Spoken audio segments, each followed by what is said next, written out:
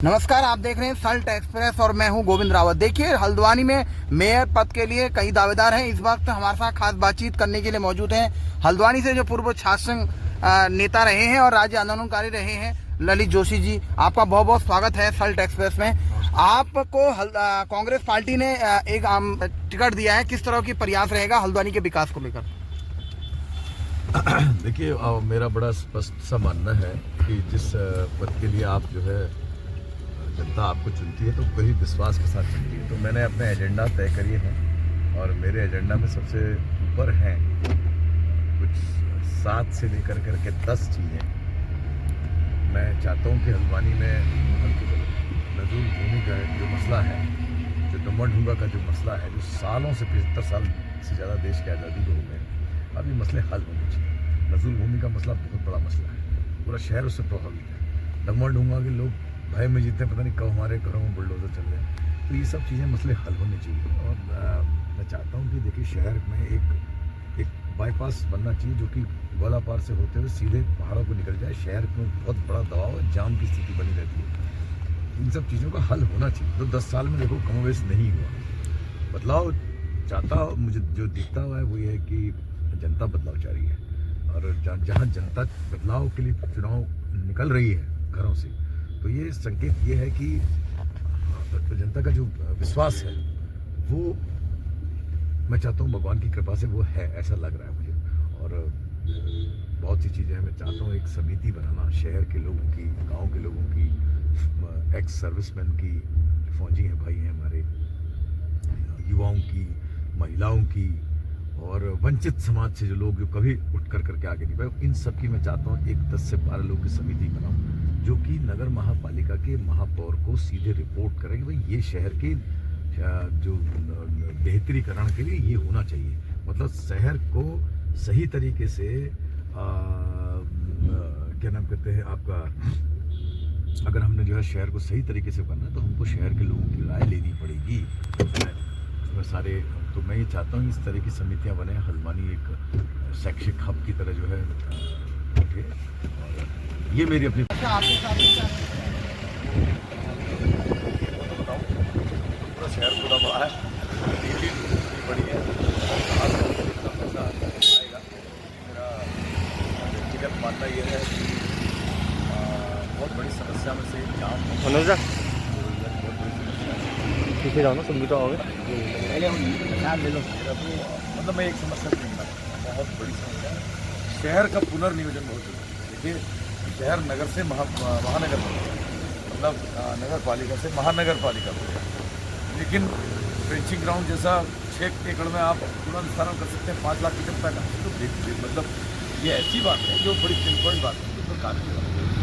23 एकड़ भूमि वहाँ चाहिए, 23 एकड़ भूमि आप देंगे फॉरेस्ट, इसका पूरा निस्तारण, बेरोजगारी का मसला है, ये सब मुझे बहुत बेहद सवाल।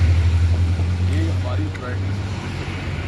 मैं ये भी कहता हूँ कि विशेष तौर पर जो कई लोग हैं जो बच्चे हमारे बेरोजगार हैं, तो मैं ये चाहता हूँ कि स्थानीय लेवल पर जो रोजगार हम उसे उपलब्ध करा सकते हैं, चाहे वो ठेकेदारी के रूप में, चाहे किसी चीज़ का। मेरा तो स्पष्ट मानना है कि हमारी प्रायोरिटीज़ हमारे उत्तराखंड के कोई भी हो, किसी जात हो, किसी धर्म का हो, किसी वर्ग का हो, किसी मतलब नहीं, तो उत्तराखंड का नागरिक होना चाहिए, तो उसको एगो में भी उन्हें प्रायोरिटी मिलनी चाहिए। हल्द्वानी जो है कुमाऊं का प्रवेश द्वार माना गया है। कई लोग यहाँ बसे हैं, तो महिलाओं युवाओं को आगे बढ़ाने की किस तरह से प्लान होते हैं? महिलाओं वाली बात में बड़ा स्पष्ट हूँ। देखो, नगर महापालिका यानी कि जो आप अगर देखें तो मुंबई नगर महापालिका बहुत बड़ी नगर महापालिका, जिसके अंदर शायद मेरे ख्याल से पहले 5 बार उसके रोल मॉडल अगर आप दिया जाए तो हम बहुत चिंदी भर हैं, 1% हैं, लेकिन उसमें एक बड़ा जो चीज़ सीखने को वहाँ से मिलती है, महापौर और जो हमारी जो ये नगर निगम है, बहुत पैसा आता है NGOs के लिए, महिलाओं के लिए, वो सही तरह से बढ़ता नहीं। मैं चाहता हूँ जो यहाँ सुदूर जो भी महिलाएँ बैठी हैं, सब NGO ग्रुप्स के माध्यम से कुछ काम दिया जाए। ये मेरी प्रायोरिटी है। मतलब आप बहुत कुछ कर सकते हैं। शेड्यूल 12 है, शेड्यूल 12 में बहुत सी ऐसी बातें हैं जो नगर महापालिका के अधिकार जो वो असीमित होते हैं। मैं चाहता हूँ कि उसको रोजगार के माध्यम से जो जोड़ा जाए। अभी वक्त बतलाएगा कि एक बार मौका मिले तो ये सब मेरी प्रैक्टिस में है। मैंने आपको जैसे बताया बताया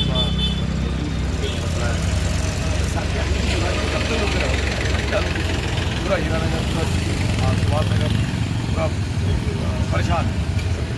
सब हल होने चाहिए मुख्यतः। मेरे अंतिम सवाल है, कांग्रेस में भी आप युवा हैं और बीच में युवाओं को भी कर दिया है, किस तरह से टक्कर मारते हैं? क्योंकि आपका राजनीति अनुभव, शासन में आप नेता रहे, राज्य अधिकारी रहे, उत्तराखंड बनने में आपने लड़ाई में अहम भूमिका निभाई और कई कार्यों में आप भागीदार रहे, कई जो कार्यक्रम है उसमें आप सक्रिय दिखते हैं, तो किस तरह की मांगते हैं चक्कर? देखो 32 साल शहर से मैंने रिश्ता नहीं तोड़ा, दूसरों की बात नहीं कहना चाहता। मेरे आंदोलन मेरे गवाह हैं। हमने जितना कोशिश करी जीवन में, जितना समय मिला कोशिश करी कि मैं जो है लोगों के साथ मेरा अटैचमेंट बना रहे।